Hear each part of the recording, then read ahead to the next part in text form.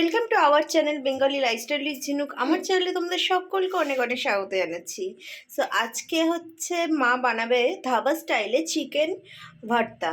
তো কি কি লাগবে সেটা দেখে। এখানে চিকেনটাকে আমি সিদ্ধ করে নিয়েছি নুন দিয়ে, আর এখানে ক্রিম আছে, এখানে আছে বাটার, এখানে খোয়া ক্ষীর, এটা আছে রসুন আছে, আর আদা আছে, কাঁচা লঙ্কা, লাল কাঁচা লঙ্কা আছে, আর টমেটো লাগবে, আর আছে কড়াইশুঁটি, ধনেপাতা।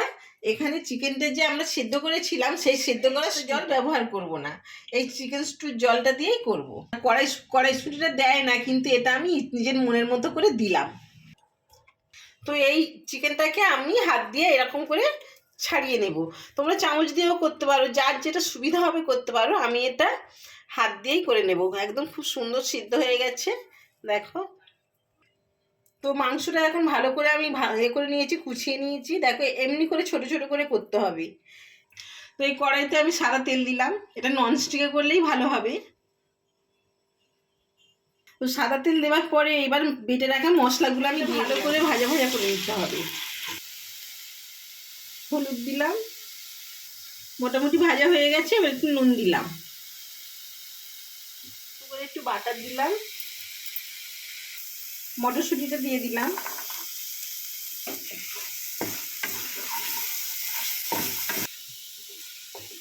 এটা কিন্তু আসলে মটরশুঁটি দেয় না, মটরশুঁটি এই শীতকালে বলে করছি বলে রান্নাটা, ওই জন্য মটরশুঁটি দিচ্ছি, নাহলে অন্য সময় হলে দিতাম না। এবারে দই আর চার মগজটা সে একসাথে ভাতটা সেটা দিয়ে দিলাম।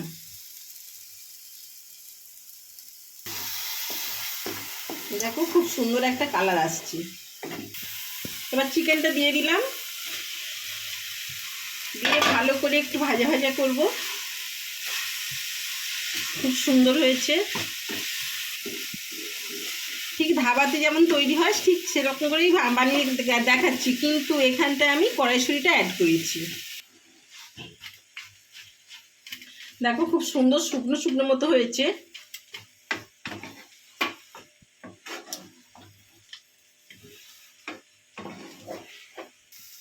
এখন চিকেন স্টুটা দিয়ে দিলাম।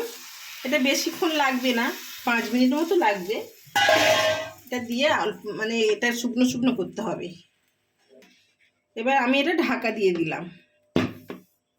সুন্দর কালার হয়েছে, দেখো খুব সুন্দর কালার হয়েছে। তোমরা যদি আর একটু কালার করতে চাও তাহলে ওই কাশ্মীরি মির্চিটা দিলে তাহলে ভালো লাগবে। আমি কাশ্মীরি মির্চি দিইনি এতে।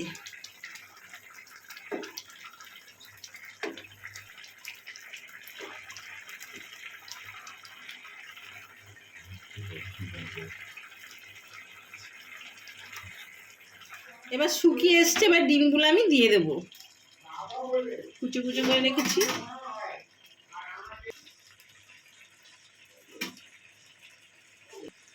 এটা ভালো করে এর সঙ্গে মাখিয়ে নেব। এবার ধনে পাতাগুলো দিয়ে দিলাম। এটা তোমরা নাও দিতে পারো, দিতেও পারো, আমি দিচ্ছি। এবার বাটারটা দিয়ে দিলাম। এর বাটারটা ভালো করে এখানে মাখিয়ে নেব।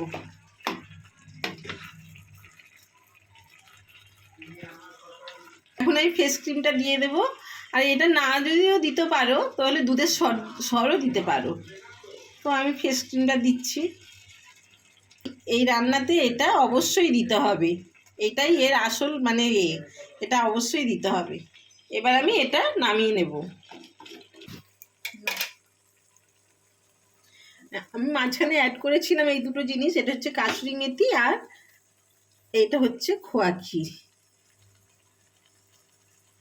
খুব সুন্দর দেখতে হয়েছে, তোমরা পারলে এমনি করেই বানিয়ে খাবে, দেখবে খুব ভালো লাগবে। দেখো আমার ধাবা স্টাইলে চিকেন ভর্তা তৈরি হয়ে গেছে। আর ওপরেই গার্নিশিং করেছি কি কাঁচা লঙ্কা আছে, এখানে খোয়া ক্ষীর আছে, এখানে হচ্ছে ফেস ক্রিম আছে, এই দিয়ে গার্নিশিং করেছি।